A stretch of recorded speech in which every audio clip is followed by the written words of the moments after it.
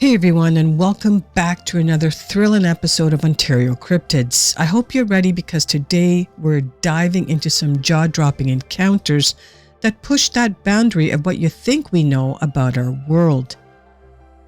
Today's story is packed with mystery, adrenaline, and those unforgettable moments that make you stop and say, there's no way, unless it really happened. Before we begin, make sure you like, you hit that subscribe button, and you hit that notification bell and hype the video to help Ontario Cryptids climb the leaderboard. And if you'd like to support the channel even more, consider becoming a channel member and you'll get exclusive perks, members chat, and special shoutouts. If you have an encounter of your own, big or small, strange or unbelievable, send it to ontariocryptids@gmail.com. I'd love to share it in a future episode. Now sit back and relax and let's dive into the unknown.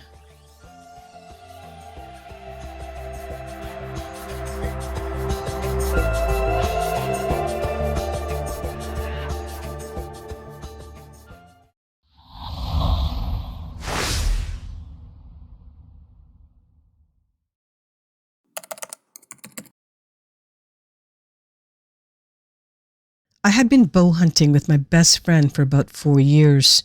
His dad leased a new area that was only accessible through a locked gated field. We scouted the area for roughly a month and put up 2 deer stands 400 yards apart where there was a lot of activity. My stand was 10 feet in an old oak tree. I couldn't get further back off the bean field as it was heavily covered in 6 feet tall sycamore trees that I could not maneuver through even during the day. We arrived 50 minutes before sunrise on opening day. He stopped to let me out. We had the radio cranked up on WLS, an old AM station.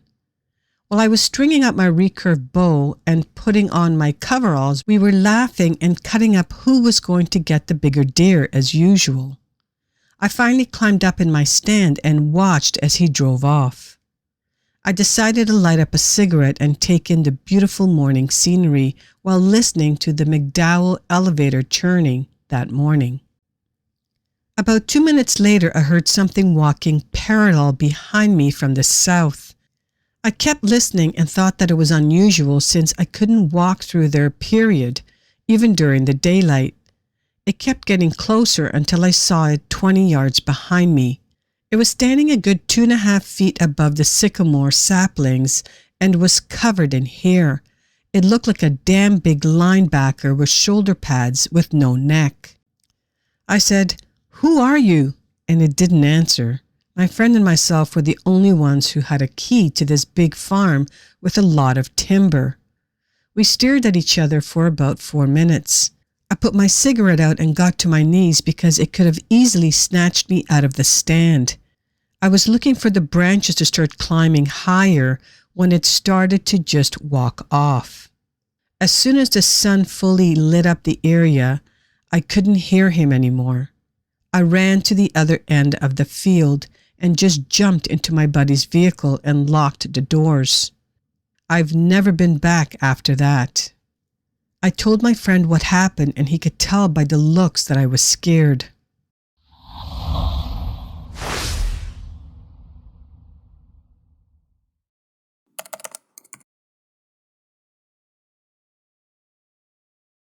I'm really not sure, but I can't think of anything to explain it. This happened in 2021 when me and my family were driving home from a road trip to see some family members in Florida. My mom and I were the only ones up in the car at the time. If specific location is important, this was basically coming up on the border of Florida and Georgia. We had gotten off the highway for gas in this really dead old town. The only thing we saw was an unfinished building, a big gas station, and fields.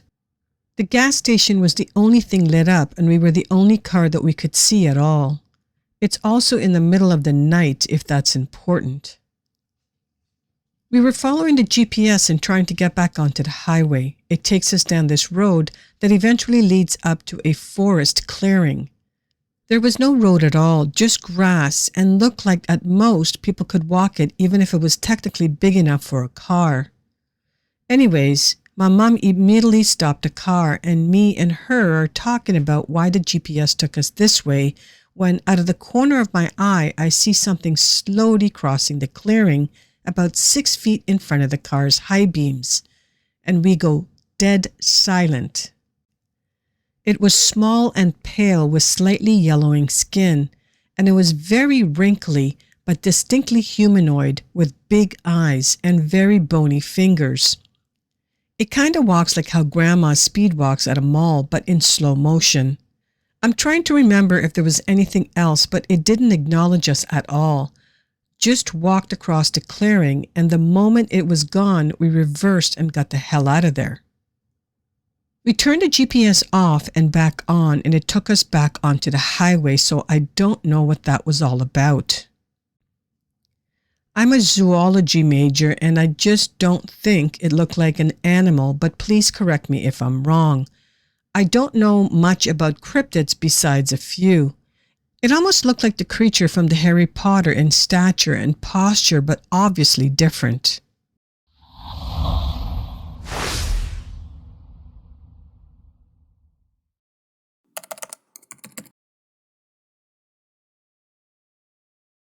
I want to start off by saying that I've never discussed this with anyone except for one other person. I have not discussed it with my wife, my best friend, or any other person close to me in my life. I was fortunate to have a coworker who had, many years ago, shared a similar personal experience that he had in Utah. He is the only person with whom I have shared my experience. I also want to say that what I'm about to describe to you has tormented me for the last several months. I cannot emphasize enough how this encounter has affected me emotionally.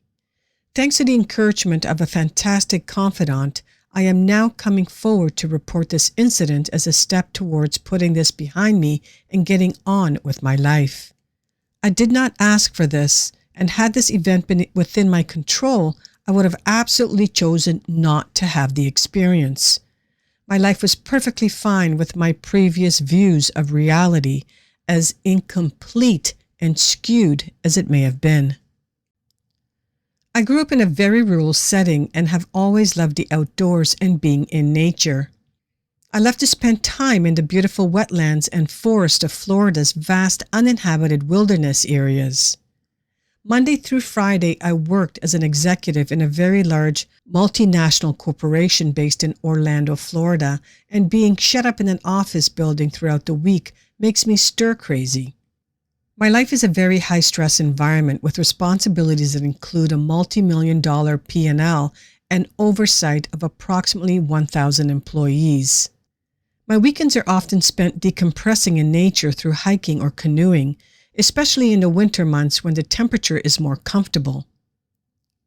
On the morning of Sunday, January 15th, I was visiting friends in Lake Mac, Florida, which is a very small community located in a rural area of Central Florida, about 10 miles west of DeLand, Florida, and about 30 miles from my home.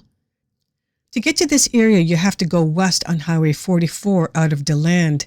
Highway 44 will curve south just before the drawbridge that crosses the St. Johns River. The Pier 44 Marina will be on the left and is visible from the drawbridge. Immediately after crossing the drawbridge from Volusia to Lake County, turn right onto County Road 42 and continue west for about 4 miles. If approaching on the westbound side of the road, the Lake Mac community will be located on the south, which is left side of CR 42, and the Ocala National Forest on the north, which is the right. CR 42 traverses to the southern edge of the 600 square mile of Ocala National Forest. Having never been to Lake Mac prior to the 15th, I had looked at the Google Maps application installed on my BlackBerry to get directions. I noticed that Ocala National Forest was just across the road, and I saw that there were several Forest Service roads that crisscrossed the southern portion of the forest. I decided that after my visit I would go and drive through the forest and possibly do some exploring and hiking. I finished up in Lake Mac about noon and drove west on Sierra 42 for about 1 mile and then turned right into Deerhaven Road and proceeded north to the forest. Deerhaven Road is paved for about the first 2 or 3 miles until it turns into National Forest Service Road 420, which to my surprise was a 1-lane, very bumpy, unpaved road. Initially, I was very nervous about continuing, but the dirt road was compacted and my car appeared to handle it with no problems. Feeling a bit more comfortable, I continued deeper into the woods. I drove for what I would estimate to be another 3 miles or so. The road passed through an area that appeared to have been burnt in the past by forest fire, as most of the pines were dead and only a very thick 3 to 5 feet layer of saw palmetto and other scrubby bushes covered the ground. In this area, the visibility was better due to the lack of forest canopy, and I could see the forest line about a mile in the distance. At this point, the road was still good, and so I continued driving until the road left the burnt zone and entered a tree line into a heavily forested area. I would estimate that after about a half to a mile into the forested area, I started to notice an increasing amount of soft sand in the road rather than the hardened, more compacted dirt that I had been driving on previously. I got nervous and decided to turn around and go back out of the forest on NFS 420 the same way that I had entered. At that moment, I felt the car sink into the sand. I quickly steered left and up the side of the road so that I could get turned around. I was able to get the car turned around and in the opposite direction, but when I moved forward about a foot, the car sank deep in the sand. I tried for some period of time to get unstuck, but ended up only digging the tires deeper into the sand. It dawned on me on what a stupid idea it was to bring a car into the back country. Lesson learned. So here I was, in one of the wildest and most remote areas in the state of Florida, completely stranded and all alone. I decided to try and dig out the wheels. I was down on my knees next to the front driver's side tire digging the sand with my hands. After a few minutes of this, I stood up to stretch my back out of the hunched position I had been in. When I stood up, a rock pelted me and a shooting pain went through the inside of my left thigh near the groin area, which caused me to jump back and yelp in pain.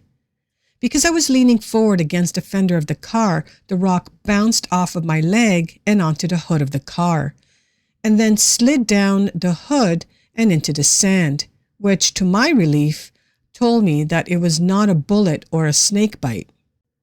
I immediately looked towards the forest on the other side of the road from where the rock came and perceived movement in the bushes. At this point, I didn't see the creature, but did see movement in the branches and leaves of the shrubs, grass, and the saw palmetto. The movement was enough to convince me that someone or something was there, and that it, whatever it was the source of the rock. Unsure what to do, I stood there for about 30 seconds and checked my surroundings, including the road to the east and west and the forest that was immediately behind me. After it turned back from looking into the trees behind me, I heard movement in the forest behind me. The sound that I heard was the sound of leaves and sticks being crushed on the ground, as if someone took one step and then stopped. The sound appeared to come from about 15 feet in the woodline behind me. So now at this point, I had perceived movement in the woods on both sides of the road, immediately in front of me and behind me. I looked back again and into the trees behind me where the noises originated, but saw nothing. At this point, fear struck me pretty hard. Several things crossed my mind, such as wild hogs, bears, and coyotes, but none of those animals, obviously, to my knowledge, were capable of throwing rocks. Then the thought crossed my mind that perhaps there was a couple of people who had decided to have a little fun at my expense. So I called out into the forest, "Who's there? This isn't funny. I need help getting my car out of the sand. Please help me," and so on. I heard nothing in the reply and saw no movement.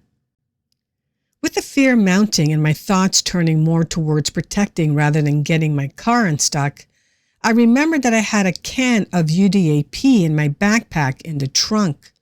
The previous summer, I had hiked parts of the Appalachian Trail in Tennessee and North Carolina and had purchased a couple of cans of UDAP for the trip. I walked around to the back of the car, opened the trunk, and pulled out my backpack. When I slammed the trunk shut, I again heard movement in the trees on the south side of the road and the location from which the rock had been thrown. I looked to my right and began unzipping the backpack when the creature started to make a hissing sound. Though up to this point I still had not visibly identified the animal. It was a very loud hissing sound, similar to what you might hear from a feral cat that is being cornered, only much, much louder and deeper. It then started to alternate between a hiss and a vocalization that sounded like, "ah." So the sound that it was making was a protracted "hissa, hissa," with an intermittent deeper gurgling sound interspersed throughout. Hearing this put me in flight mode, and I immediately got into the car and locked the doors. When I slammed the doors, I looked across the passenger seat, and through the passenger side window, I saw the creature about 15 feet into the woods as it got up and stood up on two legs. It was out of my view previously, as I was able to later conclude, because it had been in a completely prostrate position in or behind about 3 or 4 feet of saw palmetto. I saw its head rise up first, then its back. Then it appeared to go on all fours and finally pushed itself up with its long arms onto two legs. I briefly saw its side profile, as it did not turn and face me directly, but rather stood up facing east in parallel to the road. Once it rose up completely on two legs, its head was obscured by the tree branches above, while at the same time, its feet and legs were obscured by the saw palmetto and other bushes below. So at this point, I was looking at its torso through about 3 to 4 foot clearing between the scrubs below and the branches above. To say the least, I was completely petrified. I was locked in my car, but absolutely did not feel safe at all. I would estimate that the creature was about 8 feet tall. It was extremely bulky across the bust with very muscular arms, and I have no doubt that it could have easily busted out the windows and ripped me to shreds if it so desired. I also observed what you would commonly be described as love handles around the sides of the belly area and back. The creature's hair was black and gray in color and was slicked down against a lighter skin, which could be seen in some places through what appeared to be wet hair. The hair was very thick on the arms and shoulders, but less so around the side, belly, and back area. It appeared to be wet because the hair was slicked down against the skin. After standing there for approximately 3 seconds, it hunched forward and walked east in parallel to the road and was immediately out of sight in the trees. Just before the first step, when the creature hunched forward, it put its hands forward to grab onto some branches, which allowed me to get a glimpse of its right hand. From what I could see, the top of the hand and arm was very hairy. It had about 3 inches of hair hanging down from the wrist area that was longer than the rest of the hair on its arms. One thing that stood out to me, when the arm swung up, I noticed the palm area was much lighter than the rest of the arm, almost a lighter gray or even off-white color, which was in stark contrast to the much darker hair that covered the other areas of the arm, torso, and back. As it swam through the bushes, I could see the trees move and shake as it moved forward through the woods along the side of the road. It walked through the scrub from what I could estimate to be about 15 to 20 feet, and then it stopped, again completely obscured from my view. Also, the hissing and other vocalization had stopped at this point, and everything was completely quiet. After about a minute had passed of no further movement, I saw a tiny dark portion of the creature peek out from behind a pine tree that was growing near the side of the road, about 15 or 20 feet in front of me. I could not perceive any detail at this point whatsoever, just so that it was hiding and peeking from behind the tree. It appeared to be crouching down because the peak appeared to be 3 or maybe 4 feet up the side of the pine tree from the base of the tree on the ground. It was obvious to me that the creature had previously responded to the slamming of the car door and trunk. Not knowing what else to do, I lay down on the horn and started opening and slamming shut the driver's side door, hoping that such nuisance noise would drive it out of the area. It did in fact evoke a response, but not the one that I was hoping for. After about 15 seconds of door slamming and horn honking, the creature lumbered slowly on all fours in sort of a crouched position from behind the tree onto the side of the road along the tree line. I quickly slammed the door shut. As soon as the door slammed, the creature reared back and flung a softball-sized amount of slimy brown lumpy material that was about the consistency and color of wet peanut butter all over the hood of the car. It slid down the hood and onto the sand and in front of the car, leaving a wet residue on the hood. It then put its arm forward, moving out of the crouched position, and then quickly crossed the road in front of me using both arms and legs to walk on all fours, just like a four-legged animal. It looked back at me briefly and then disappeared into the tree line on the opposite side of the road. One thing that I noticed at this point is that the creature was completely soaking wet from head to toe. When it flung the material at the car, I saw water drops shake off of the arm. It was very wet with the hair laying slicked to the skin, much like what you might see with a wet long-haired dog. The face of the creature was a dark gray color with very large dark eyes. It had a very large mouth with extremely large fat lips. The nose was human-like with one exception, which was large, slightly flared nostrils. The nose did not protrude off its face in proportion to a human's, but was flatter and more sunken. The creature looked like an ape, but with facial features, especially the nasal area, that were very similar to those of humans. I resumed honking the horn, but I did not open the door because I did not have eye contact with it any further, and I knew that it was now in the forest at the same side of the road where I was sitting in the driver's seat. I didn't want to give it the advantage of an open door should it decide to jump out of the woods to my immediate left and attack the car. About a minute after disappearing into the tree line, the creature reemerged, this time walking completely upright on 2 legs, just like a human. It paused at the tree line for a second and then took one huge step back across the road. The creature, to my shock and horror, was carrying along a child of the same creature. It had both arms of the smaller creature grasped in its right hand and was dangling the juvenile along by the sides, with the legs of the smaller creature almost touching the ground. The smaller creature appeared to be completely limp from the neck down, but its eyes were open and it was moving its head and looking towards the trees to which it was being carried.